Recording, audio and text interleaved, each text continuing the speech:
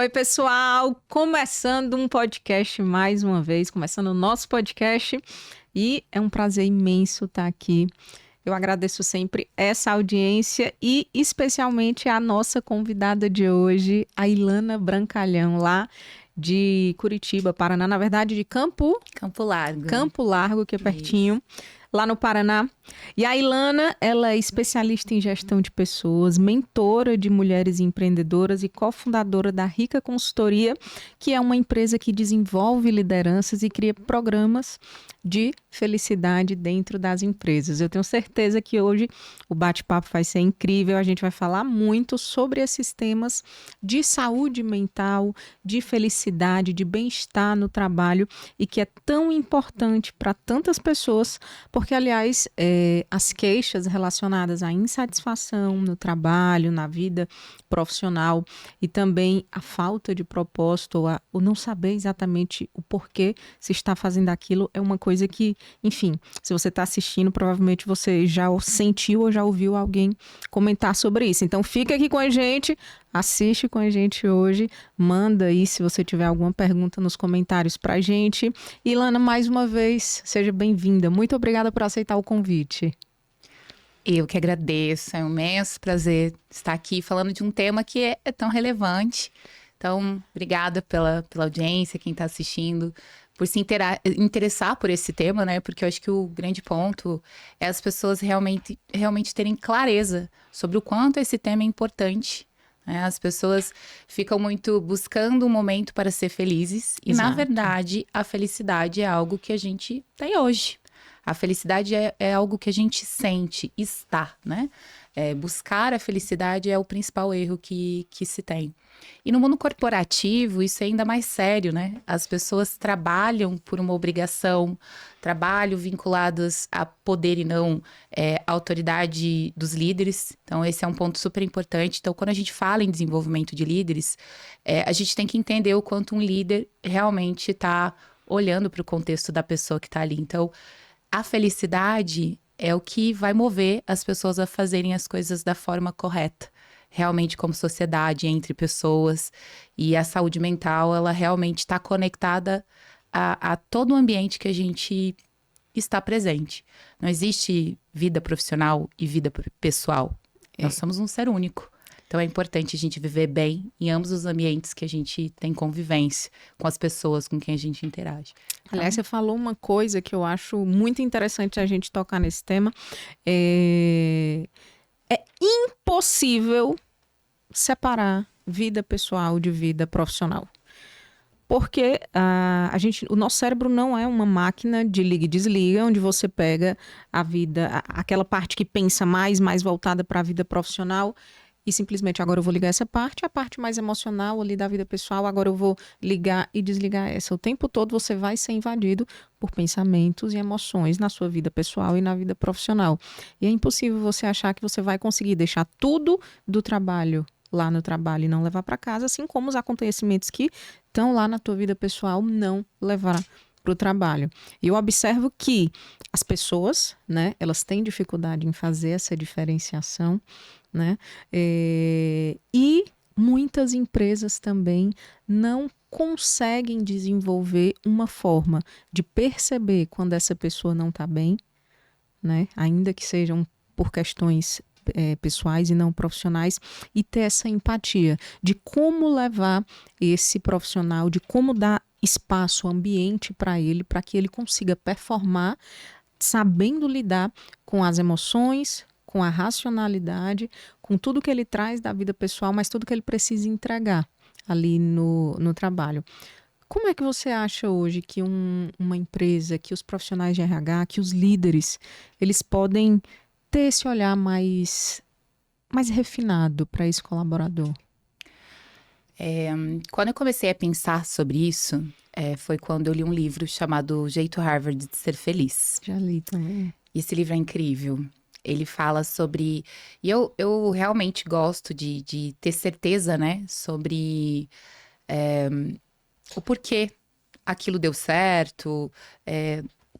Realmente o teste daquela teoria. E nesse livro ele fala muito sobre as experiências feitas para mostrar o quanto a felicidade impactava na produtividade das pessoas. No fim do dia, o que uma empresa quer é lucro, é produtividade, Sim. é entrega. Quando as empresas começam a ter a percepção de que um colaborador com uma estrutura emocional boa, feliz, com a sua vida pessoal equilibrada, com uma visão empática sobre tudo que ele vive, você consegue lidar de uma forma que você vai tirar o melhor daquela pessoa e ela vai ser mais produtiva. Então lá eu comecei a ter um insight sobre a relação entre o contexto de ter pessoas felizes trabalhando. Quando você começa a mostrar para líderes, para donos de empresa, para empreendedores, para esse mundo corporativo que pessoas felizes efetivamente têm uma produtividade maior, é o objetivo deles.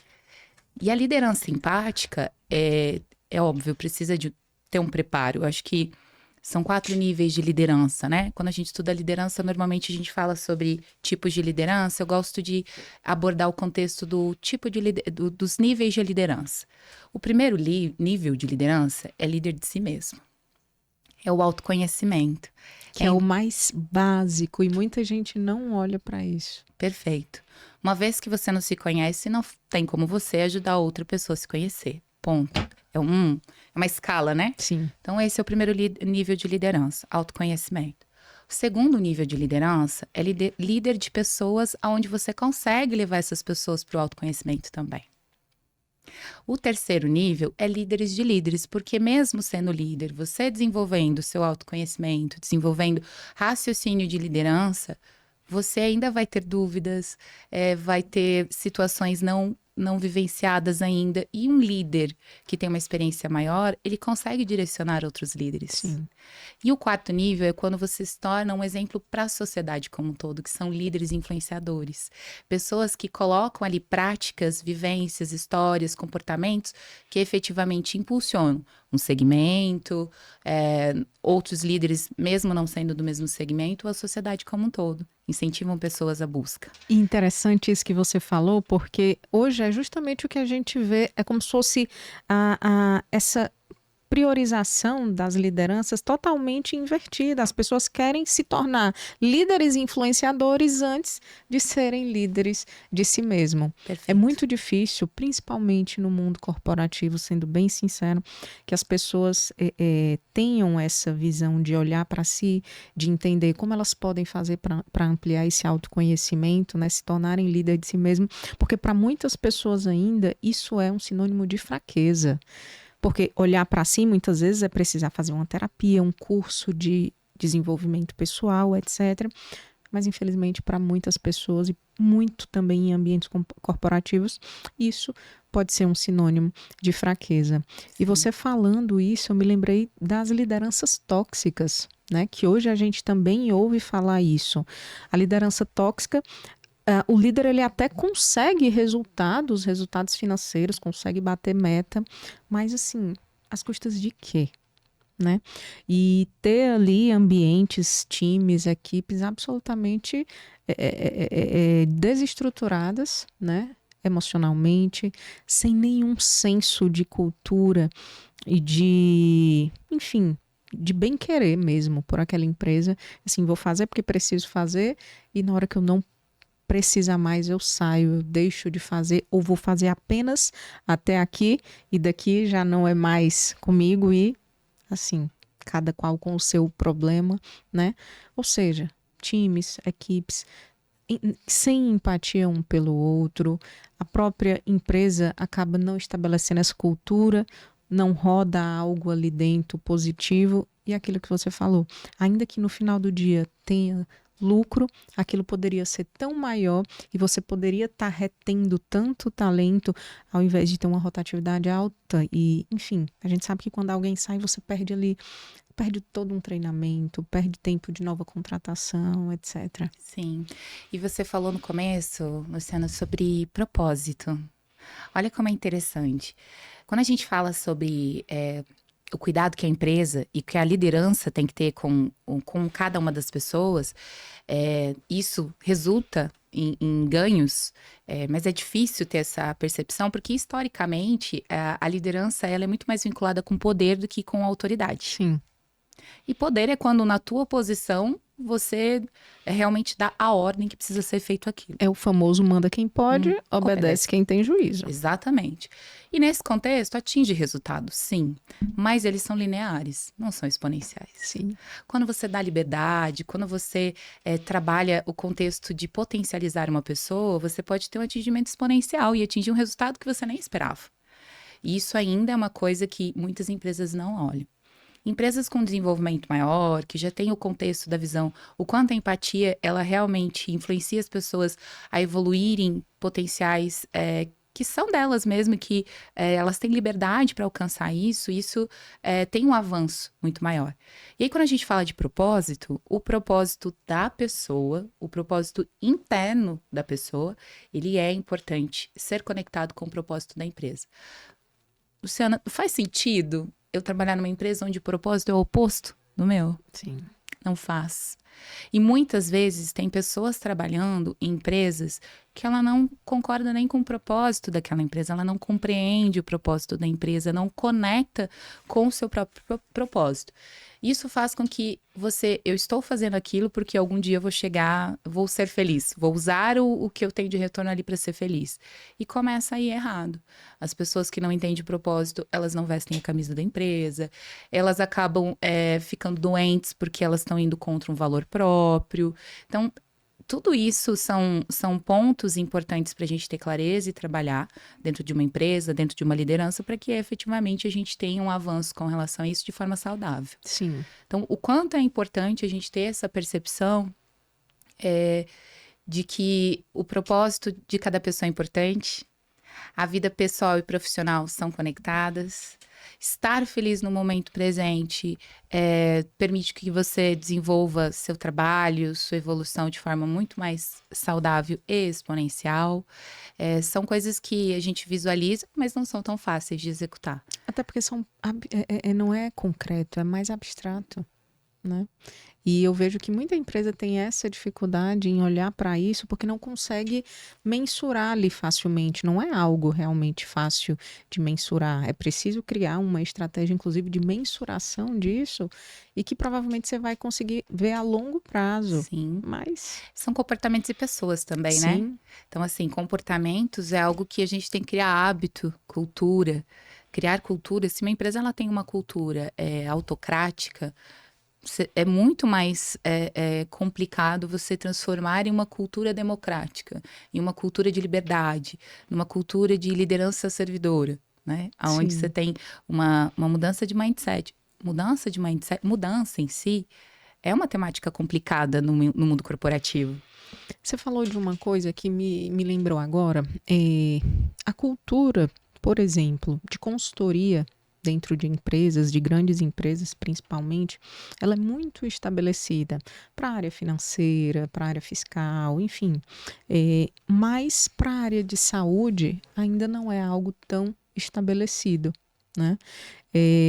Eu tive já algumas experiências nisso, inclusive fazendo gestão de pessoas em projetos de saúde em empresa, mais de 30 médicos atuando no Brasil todo, enfim, ali com uma população de 70 mil vidas, mais ou menos, para tomar de conta. E as estratégias corretas fizeram com que essas pessoas conseguissem chegar bem nas metas que eram para um ano, foram batidas em 7 meses, né? Com o time ávido para fazer a coisa acontecer, né?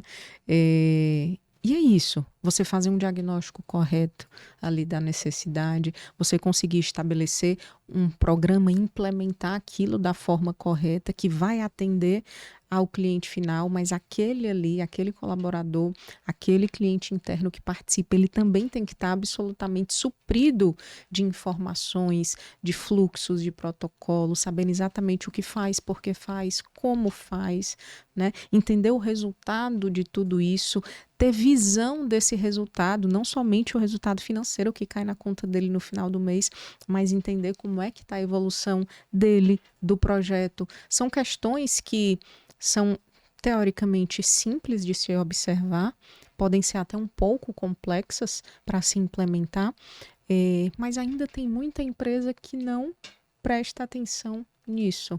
Vai só nos números finais. A sinistralidade do plano de saúde, que aliás é uma das coisas, depois da folha de pagamento, é uma das coisas mais caras para uma empresa, Sim. né? Então eles focam naquilo, querem diminuir ali o número e tudo, mas não se sabe exatamente como e não voltam esse olhar para tentar entender que sim, às vezes processos de consultoria, né, que sejam assertivos, obviamente de pessoas que tenham ali bagagem para isso, como podem fazer a grande diferença. Por que você acha que elas ainda têm essa dificuldade de perceber isso? Eu acho que tem uma vinculação, acho que sobre a questão financeira, né? O planejamento financeiro para um investimento como esse. Sim. E assim, é óbvio que a sinistralidade, o que se perde, né, com o desempenho não adequado de um colaborador, você vê todo mês. Só que ele é diluído numa conta já conhecida. E aí, às vezes, tem empresas por uma cultura de falta de planejamento, ou até uma visão estratégica um pouco mais arcaica, né? De não investir nessas áreas, né? Então, eu vejo muitas previsões do relatório de Gartner, né? E já há alguns anos eles vêm colocando algumas tendências na área de recursos humanos, muito focado no desenvolvimento de pessoas, em avaliação, em saúde. Só que isso são questões pouco conhecimento dentro da própria empresa, né? E com custo inicial, que é um investimento, né? Mas que ele vai se diluir a longo prazo e que, inclusive, isso dá retornos financeiros altíssimos, que muitas vezes aquelas empresas não se planejam para colocar ali. Então, isso acaba tendo uma visão muito arcaica com relação a esse tipo de planejamento. E eu acho que acaba não dando tanta intensidade para o resultado benéfico que isso tem.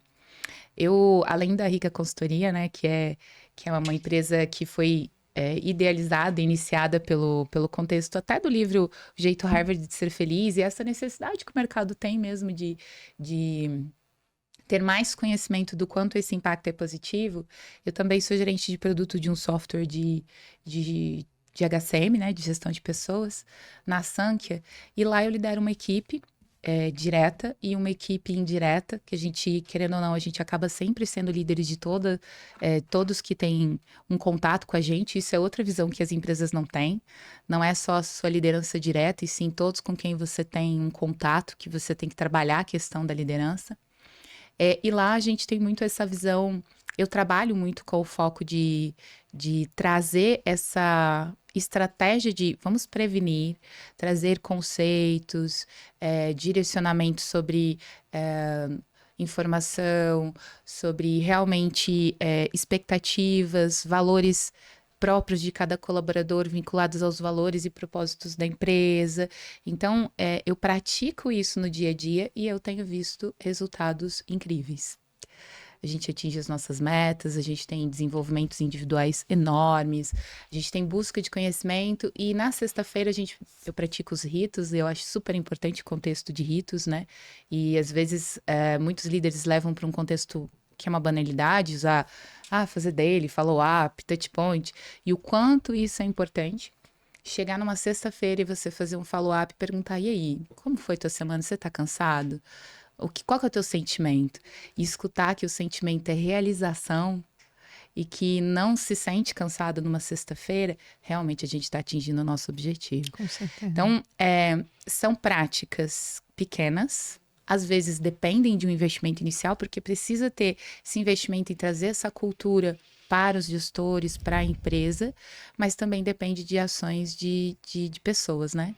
Tem uma coisa que eu observo em liderança de pessoas, que muito líder esquece ou acha que todos os liderados dele estão ali para conseguir fazer ele realizar algo, fazer ele bater a meta, fazer ele. Eles veem como esmolas que vão ali rodar e vão chegar em determinado resultado, ele como o, né? Mas quando a gente vira exatamente essa questão e coloca essas pessoas como os verdadeiros protagonistas disso e você somente como um facilitador, isso ganha uma outra visão, uma outra proporção e provavelmente uma outra proporção de resultados, né, que são inimagináveis para muitas pessoas, para muitos líderes que não têm essa visão de liderança. Eu vejo também em feedbacks. Tem muito líder que usa aquele momento só para dizer o que não está legal ou dar um parabéns para alguma coisa, mas não se preocupa em desenvolver naquele momento também aquele liderado, aquele profissional. E como é importante, você usou uma palavra que eu acho que é fundamental, clareza. As pessoas hoje, quando elas não têm clareza do que fazem, por que fazem, como tem pessoas hoje que entram em empresas para assumir determinadas posições e simplesmente é esperado delas que elas saibam fazer as coisas e ponto. É óbvio que uma vaga tem um escopo, mas cada empresa tem uma cultura. Essa pessoa tem uma gestão, ainda que seja o presidente, mas ela vai ter alguma gestão de alguma forma ou alguma expectativa de um corpo de conselheiros, e que muitas vezes ninguém chega para ela para dizer exatamente o que é esperado dela. E essa falta de clareza também, que eu vejo que impacta muito negativamente no desempenho de grandes profissionais. E é por isso que muita gente vai desistindo. É como se eles fossem perdendo o fôlego. Entram com todo o gás e com um ano de empresa tem gente que já está com o gás lá embaixo porque nem sabe o que faz, porque faz. Se o que entrega, apesar de bater a meta, de fato é relevante ou não, porque não tem um retorno de qualidade. Exatamente. Isso também, para mim, isso está bem vinculado à não aceitação da vulnerabilidade. Sim. As pessoas não podem ser vulneráveis e perguntar, ter dúvidas, dizer que não sabe fazer, que precisa ser ensinado ou que errou. A melhor forma de se aprender é errando. E isso a gente viu em N literaturas, em N exemplos, mas a gente tem dificuldade de praticar. O ser humano não gosta de ser vulnerável. Ele tem medo de ser vulnerável. E eu percebi, às vezes, eu converso com algumas pessoas, eu sou mentora, né? Então, tem mentorados que a gente conversa sobre vulnerabilidade e teve uma pessoa em especial que falou assim pra mim, mas eu tô sempre sendo vulnerável, Ilana, eu não quero mais ser vulnerável. Eu falei, pelo contrário, você está sempre sendo muito firme pra não mostrar a tua vulnerabilidade. Na defensiva, às vezes. Exatamente, você tá colocando ali, você acha que está vulnerável, por achar que está vulnerável, você se coloca de uma forma defensiva e não deixa a pessoa entender que naquele momento você precisa aprender, você precisa de um apoio, você precisa de uma orientação para efetivamente evoluir. Então, muitas vezes, tem colaboradores que entram na empresa, não sabem o seu propósito, se perguntar assim, e aí, você sabe o seu propósito? A pessoa vai dizer sim, porque ela não quer admitir que não sabe, e vai trabalhar naquilo ali porque ela precisa. E não porque ela acredita no que está sendo entregue ali. Então, eu acho que a vulnerabilidade ela tem que começar no líder. O líder dizer que não sabe, o líder dizer que errou em algum momento e trazer o caso de uso sobre aquele erro. E quando um líder se coloca num papel de vulnerável, ele incentiva que as pessoas ali se coloquem no papel de vulnerabilidade. E isso vai dar autogestão para baixo. Não adianta. Só um líder sozinho não move uma empresa inteira, né? Porque uma empresa normalmente tem muitos líderes. E isso tem que ser uma cultura. Tem um livro que é sobre a Netflix, não vou lembrar exatamente o nome, mas conta a história da Netflix. E tem uma parte onde eles falam muito sobre isso, sobre a vulnerabilidade. O quanto isso, quando um gestor de alta liderança se coloca num papel de vulnerável, de erro, e assume aquilo, o quanto aquilo impulsiona realmente a ideias inovadoras, a pessoas que conseguem ter um brilho muito maior, né, e um desenvolvimento muito mais rápido. Então, eu acredito muito nisso. Acho que isso é um dos pontos que impede a evolução e a clareza das pessoas perante as atividades, ao propósito, porque simplesmente não é aceito pela sociedade em si, não é aceito, né? E aí, eu percebo que tem muita empresa criando benefícios, achando que isso vai fazer diferença para manter, para reter alguém, enfim, achando que oferecer alguns benefícios, quer dizer, promoção de uma cultura de cuidado, etc. E não que eles não sejam, né, super importantes e interessantes, mas quando realmente a empresa não tem a cultura do cuidado e quando ela não ouve aquela população dela, provavelmente você vai estar oferecendo um monte de benefício que não vai ter serventia nenhuma, sendo bem claro. É isso. Você vai oferecer programa de saúde física, de atividade física, de saúde mental, aplicativos, parcerias com startup, etc., que são fantásticas, mas você nem sabe se é aquilo que o seu funcionário quer e você nem ensinou para ele a importância dele utilizar aquilo. E isso eu vejo, inclusive, eu tive uma experiência recente de uma grande empresa que, na tentativa de promover saúde mental na empresa, saiu fechando com várias, né, outras empresas que prestavam esse cuidado. Mas não conseguia virar aquilo, né, num benefício real, não conseguia transformar aquilo, de fato, para diminuir o absenteísmo pelo adoecimento emocional, enfim, gerar o cuidado, né, que o colaborador precisava. E com um ano eles simplesmente encerraram as parcerias, né? E na conversa que nós tivemos falando justamente sobre isso, o que era mais claro para mim era justamente a falta de estratégia, a falta de entendimento do que é de fato o cuidado, o que é o cuidado da mente, o que é o desenvolvimento. Estou falando de uma grande empresa, uma das maiores do Brasil, entendeu? Que cria um programa e com um ano encerra um programa gigante porque não sabia, não tinha um funil. A gente fala muito de funil de venda, essa pessoa não tinha um funil de onde o funcionário ia entrar nesse programa, ia fazer, ia entender a necessidade que tinha daquele programa, ia buscar o profissional corretamente, até que ele chegasse lá na pontinha que seria talvez um cuidado psiquiátrico, o acompanhamento de um funcionário que está afastado por um problema emocional. E, enfim, para mim fica cada vez mais claro que quando, independente do tamanho da empresa, se esse olhar não for refinado, e eu comecei falando de ouvir o seu funcionário, entendendo o que ele precisa, o que ele quer, você pode oferecer o que for, vai ser voo de galinha. Com um ano, vai acabar. Uhum. Aí a empresa faz, né, um programa gigante sobre cuidados, mas o funcionário trabalha 12 horas por dia, não tem tempo de usar o benefício. Aí o programa tá ali, mas não tem um gestor que dá abertura para ele dizer se ele tem um problema pessoal ou não.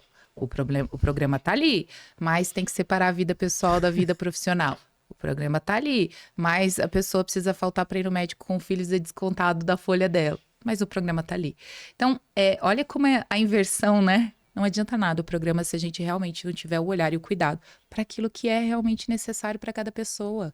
E o que motiva uma pessoa não necessariamente é o que motiva a outra. O que adoece uma pessoa não necessariamente é o que adoece outra pessoa. Aquilo que é felicidade para mim não é felicidade para outra pessoa. Enquanto felicidade para mim é sentar numa cadeira, sentir no ar puro, tomar um café, para mim é felicidade, para outras pessoas felicidade é andar de carro, felicidade para a pessoa é comprar um imóvel. Então tem pessoas e pessoas, e a gente tem que entender qual é o propósito, valor, intenção, motivação, conversa. Se você não ouvir, não entender o que realmente está incomodando aquela pessoa, não serve de nada um programa desse. Eu já vi o cúmulo de ver empresas, e quando eu falo, eu estou falando de empresa grande, de fazer pesquisa de clima e não apresentar os resultados da pesquisa de clima. É só para cumprir que fez Faz para cumprir. E às vezes o resultado também tem uma coisa, tem gente que não apresenta porque o resultado é tão ruim que é melhor fingir que esqueceu. Mas olha de novo a vulnerabilidade. Por que não ser vulnerável e falar assim, olha, está péssimo, mas a gente está fazendo e tem intenção de mudar? Só isso já incentivaria muitas pessoas a olharem, nossa, enfim, estou sendo ouvido. Então, assim, Ninguém quer ser vulnerável. Ninguém quer mostrar que tá errado. Nem o CNPJ quer Muito parecer menos. vulnerável, nem os líderes daquele CNPJ e nem os funcionários. Aí é briga de gigante, né? Porque não tem como. Agora a gente falou de uma coisa que eu queria voltar nesse tema: home office, trabalho híbrido, teletrabalho, enfim. A pandemia ela veio para dar um reset na vida das pessoas e na mente dos trabalhadores. O início da pandemia foi um momento onde as pessoas achavam que estavam de férias.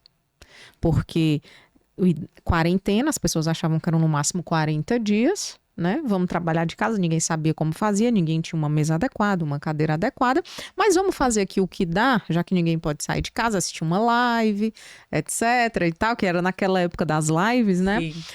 E tentar trabalhar ali ao mesmo tempo. Só que esses 40 dias se transformaram em meses e meses e meses. E as pessoas precisaram aprender a trabalhar de casa, aprender a criar um ambiente, aprender a organizar o seu dia, né? Teve gente que precisou aprender que precisava ter rotina em casa, precisava acordar, tomar um banho, tomar café, etc. Porque no início tinha gente que trabalhava de pijama, literalmente. Ainda tem. Ainda tem. Mas o que eu quero dizer é que as pessoas, elas aprenderam isso. Sim. E esse retorno para essas pessoas que aprenderam e que se identificaram com esse estilo de trabalho tem sido muito dolorido. Eu acompanho muitas pessoas que estão tendo dificuldades de se readequar ao trabalho e até pensando em sair, né, de algumas empresas, apesar de serem cargos bons, altos, bem remunerados, porque não tiveram a possibilidade, pelo menos, de um trabalho híbrido. E isso, obviamente, empresas, culturas, etc. Mas eu queria entender como é que você vê, né, quando a gente fala de felicidade, como você vê o trabalho híbrido? Eu tenho percebido muitas empresas com ideias diferentes sobre o trabalho híbrido, o home office e o retorno ao presencial. Tem muitas empresas que veem o retorno presencial como um ganho de produtividade. Interação, permitir que pessoas, que a pluralidade de pessoas seja possível em contato efetivamente, contato físico, presença, porque no remoto foi um grande desafio conseguir entender o nível de produtividade das pessoas. Eu vi uma notícia absurda sobre uma pessoa acabou sendo monitorada se estava trabalhando ou não, foi demitida porque realmente foi constatado que ela não estava trabalhando no horário acordado. Então, é um medo da empresa. Será que está todo mundo trabalhando? Será que eu consigo ter produtividade? E o contexto para algumas empresas, é importante ter esse contato mais próximo, num contexto não só de monitoramento e ter realmente uma rotina, que muitas vezes as pessoas não têm disciplina para ter essa rotina, mas também de trazer ali interação com outras pessoas, que para algumas funções e algumas pessoas, a bateria social não existe mais, né? Não tem meia hora de bateria social, fica meia hora com outras pessoas e quer voltar para o seu cantinho. Só que isso nem sempre é o propósito e o valor que é importante para aquelas pessoas que fazem parte da empresa. E isso é um choque. Isso é um choque. Então, o perfil das pessoas, elas também têm que estar adaptadas a esse contexto. Para aquela pessoa faz sentido isso. Para a gente faz sentido, como é que eu mostro o valor e o sentido do presencial para essas pessoas para realmente se adaptar àquilo que ela consegue entregar. Então, às vezes, as pessoas têm muito... eu não quero ir presencial porque eu acho que eu faço a mesma coisa no remoto. E às vezes não faz, mas a empresa tem o dever de mostrar e explicar quais são os benefícios de ir para o presencial. Sim. E para algumas funções realmente tem. Para algumas funções, funções comerciais que precisam identificar jeitos, criar rapport. Rapport é uma coisa que no online, vamos falar a verdade, que rapport é uma técnica de se conectar com a pessoa posição, Online gestual. é bem mais Online difícil. não tem facilidade de rapport. Você não vê o jeito que a pessoa está sentado. Você, muitas vezes, a câmera não tem uma visualização boa para você entender gestual. Às vezes as pessoas não querem nem ligar a câmera. Isso, tem esse desafio também. Então, para algumas atividades faz sentido, mas o quanto a empresa está preparada para falar esses benefícios? O quanto isso pode ser produtivo ou não? E para outras funções, de verdade, o híbrido é até mais benéfico, o home office é até mais benéfico, evita um deslocamento, precisa de concentração, o ambiente em casa é mais preparado. Então, de função para função, de empresa para empresa, eu acho que isso tem que ser muito estudado, tem que fazer sentido para as pessoas. E aí você chegou num ponto fundamental. Como a empresa faz essa análise? Como a empresa consegue entender que essa minha decisão de deixar no home office, deixar no híbrido, de exigir o presencial completo, como ela consegue entender se de fato é o mais adequado, se para aquela função é o mais adequado, se aquele colaborador está ou não, porque assim, as empresas fazem muito testes de perfil e tá certo, para entender se aquela pessoa é mais ou menos adequada para determinada posição. Uhum. Mas ninguém sabe como determinar esse tipo de coisa. Eu imagino que quando a gente também avalia a felicidade, talvez esse ponto seja muito importante. Uhum. Para a empresa, lista de atividade, clareza de expectativa de entrega, ponto. A partir da lista de atividades que você espera daquela pessoa e o como ela pode executar aquilo ali, a gente vai ter os benefícios do presencial e do remoto. Você é da área comercial, eu preciso que você crie empatia e rapport com os seus clientes. No presencial, é mais benéfico. Então, bota ali numa listinha, presencial, remoto. Isso aqui é possível fazer no presencial ou no remoto? Só no presencial. Então, acaba sendo um direcionador para explicar os motivos. Faz sentido? É a área que você quer seguir? É isso que você quer desenvolver? Você tem a qualidade de comunicação e consegue executar esse tipo de atividade. Mas no presencial você vai ser mais produtivo. Mostrar isso para um colaborador faz com que ele compreenda o valor disso. E entender se isso faz sentido para outra pessoa é trabalhar a felicidade dele nesse sentido. Sim. Então, tem muita gente que é comunicativa, e aí, assim, vou usar uma análise que é comportamental, o DISC. Sim. Né? Então, uma pessoa influenciadora, que é um perfil comportamental do DISC, ela tem a necessidade de estar com pessoas. Comunicação faz parte dela. São pessoas que vão trabalhar melhor no presencial. O convencimento vai ser bom. Ela se adequa facilmente a esse determinado tipo de função. Isso não quer dizer que um conforme, um estável, que são outros perfis não tão comunicativos no geral, não se adaptem. Sim, só que tem que ser vinculado ao valor, propósito que ela quer alcançar. E se for vinculado, vai funcionar. Mas essa comparação e clareza, olha, é isso que eu tenho de expectativa de você. Ela é importante. E aí a gente consegue convencer, dar realmente direcionamento para cada pessoa. O ponto principal é comunicação. Comunicação assertiva e empática. Não é? Com certeza. A gente falou de liderança, de desenvolvimento de pessoas, mas eu queria ir um pouquinho também para a pauta felicidade dentro das empresas, para a gente conseguir falar um pouquinho, talvez algumas pessoas tenham essa dúvida também. Primeira coisa, qual a importância, né, de olhar para esse tema felicidade dentro de um ambiente de empresa? Tem algumas pesquisas já executadas fora do Brasil. Aqui no Brasil não tem muitas pesquisas feitas em empresas brasileiras. A gente começou a fazer um laboratório agora com algumas empresas. Mas, em média, em pesquisas de livros mesmo, tem comprovação de que pessoas motivadas, felizes, produzem até 50% mais. É bastante. 50% mais é um número bem relevante. E trabalhar a felicidade, a gente evita também problemas de saúde mental, a gente evita problemas impactantes para a pessoa, para o humano. Isso é super importante, valorizar as pessoas e para a empresa. Quando a gente fala de trabalhar a cultura da felicidade, é a empresa realmente dando importância para isso. É ser um dos requisitos pelo qual, quando a gente vai checar a performance da área. Então, o NPS, como está o NPS? Né? Como que os colaboradores vêm e indicariam essa empresa? né? Isso tem que estar vinculado ao quanto ele se sente feliz ali. A pergunta tem que ser muito clara: você é feliz aqui? Ou você está buscando a felicidade? Se a pessoa está buscando, tem algo errado. O que falta para você ser feliz o hoje, né? Então, identificação de cansaço é um ponto importante com relação à felicidade. Identificação de sentimento de possibilidade de estar no flow, né? Conseguir entender que a sua capacidade está realmente calibrada com a sua capacidade de conhecimento, está calibrado com a sua execução, o que você executa hoje, também tem vínculo com a felicidade. Se os seus objetivos pessoais estão realmente alinhados com os objetivos traçados profissionalmente, tem a ver com a felicidade.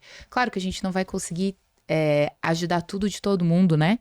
Mas o plano de buscar isso, ela tem que ser um ponto vinculado. Então, buscar a felicidade do teu colaborador é trazer um contexto adequado a um desenvolvimento exponencial do potencial de cada pessoa. Qualquer empresa, ela tem esse potencial de olhar para isso, ou é algo no sentido de não primordial, Qualquer empresa. independente do tamanho dela? Independente do tamanho. Uma empresa com 2 funcionários já deveria priorizar a conversa de valor com o seu funcionário para entender: é isso que você realmente quer buscar? Faz sentido para sua vida? Você vai estar feliz executando esse processo? Porque se a pessoa não está feliz executando aquele processo, ela não vai executar da melhor forma. Esse é um dos melhores fatores de identificação do potencial, da entrega, né? É que a gente acha que felicidade é algo muito... não é palpável, né? É só palavras. É só uma sensação. Não, ele é um sentimento de identificação de que o restante, os propósitos, o que ela tem que executar, realmente está alinhado com o que ela pode executar, com o que ela precisa executar, com o que ela planejou para executar, né? Então, quando a gente fala de buscar a felicidade, é realmente trazer a pessoa para um sentimento de potencial, de usar e executar o melhor dela. Então, tem vários indicadores que a gente pode utilizar nesse contexto, né? Existe o acompanhamento físico e mental, que ele é super necessário, é necessário ser feito bem focado na parte médica, né? Isso é necessário, a pessoa precisa ter essa visão que de forma clínica ela está bem, né? Isso é super importante. Mas no contexto de sentimento, de competência, de potencial, equilibrado com o que realmente ela está executando, também é o que permite que ela consiga ser feliz no momento atual. Ninguém é feliz fazendo algo que não sabe fazer direito. Sim. Né? E nem sabendo se o que faz está dando certo. Exato. Ou não. Sem retorno, sem realmente ser ouvido, sem realmente ter um feedback que faça com que ela cresça constantemente. E você falou várias vezes, e eu tô lembrando disso porque eu concordo muito com isso, da importância do hoje, do aqui, do agora, da percepção realmente do que está acontecendo agora. Porque tem muita gente também em empresas que não conseguem usufruir daquele momento, daquele cargo, daquela estratégia, pensando no que ainda não conseguiu, no que ainda não foi feito, no que ainda, né, totalmente fora da realidade do aqui e do agora, né? E isso traz muito estresse, isso traz muita preocupação. Isso te tira do momento presente se você não está no momento presente. Gente, se tem algo que machuca, é você não conseguir aproveitar o momento presente. Você está aqui com a cabeça em outro lugar, é a pior coisa que você pode fazer com a sua saúde mental. Porque a sensação de frustração, ela é imediata. E aí é impossível você ter a sensação de realização, de crescimento, de... Agora, para quem é um gestor, como? Se ele é um gestor e ele está numa empresa que ainda não tem, né, uma cultura ou algo tão robusto do ponto de felicidade, de saúde mental, de promoção de saúde ali dentro da empresa, mas ele acredita nisso. Como ele pode fazer para iniciar essa implementação? Legal. Tem algumas práticas, são práticas essenciais e bem primordiais. A primeira delas é clareza em alinhamento. Então, deixar bem claro para o colaborador o que se espera dele, qual é a tua percepção sobre a capacidade dele, porque muitas vezes, assim, Eu espero que você cresça, mas eu sei que você ainda tem gap A e B. Isso é o primeiro ponto. Então, dar essa clareza de qual é o conhecimento já adquirido, qual é o que se espera sobre aquele colaborador até aquele momento e como ele pode buscar os próximos passos. Isso é o primeiro alinhamento. Feedback contínuo é super necessário e ele tem que acontecer como um rito. Ele tem que ser assim, ó, nós vamos fazer um feedback, porque nem todo mundo tem a clareza de quando eu chamo um colaborador e dou sugestões para ele de como ele poderia buscar formas mais eficientes de fazer um determinado trabalho, é um feedback. Sim. Mas se eu não usar a palavra, ó, vamos conversar, tem um feedback para te dar, muitas vezes não é percebido como feedback. Então é importante ter essa tratativa clara de feedback e ser o exemplo de momento presente. Vai conversar com um colaborador, pega o celular, vira assim, ó, de ponta cabeça na mesa, traz a pessoa para o momento presente, fala sobre o momento presente, fala, ó, vamos olhar para o momento de agora. E depois a gente fala sobre os planos do depois. É o primeiro exemplo. Momento presente são detalhes pequenos, fechar as páginas no computador para poder ter uma reunião, é fazer uma atividade de cada vez, é desligar o celular para uma reunião importante, principalmente se for para falar sobre um aspecto específico de um colaborador. São ações pequenas e que são super importantes para a gente trabalhar esse contexto do momento presente e dar clareza de evolução da importância da pessoa, da importância de entender o que realmente é felicidade para aquela pessoa e ajudar aquela pessoa a estar feliz naquele momento. Que maravilha. Então, são ações pequenas e que já faz toda a Simples, diferença. né? E que pode fazer muita diferença. Tem uma coisa que eu acredito e que eu gosto de falar e de lembrar as pessoas sobre isso. Tem muita gente, principalmente no mundo corporativo, no empreendedorismo, que tem um anseio por mudar o mundo, por mudar a realidade ali ao seu redor. Mas é sempre frustrado, porque quando pensa no mundo, pensa no globo, planeta Terra, né? Mas não entende que, na verdade, o mundo é o que está à distância do nosso braço. E eu sempre falo isso. O seu mundo é o que está na distância do seu braço. O meu mundo agora é isso aqui. E se eu não for capaz de transformar esse meu mundo, que é esse momento agora, eu não vou transformar nenhum outro, muito menos o planeta Terra, muito menos o meu país, ou minha cidade, meu estado, minha casa, né?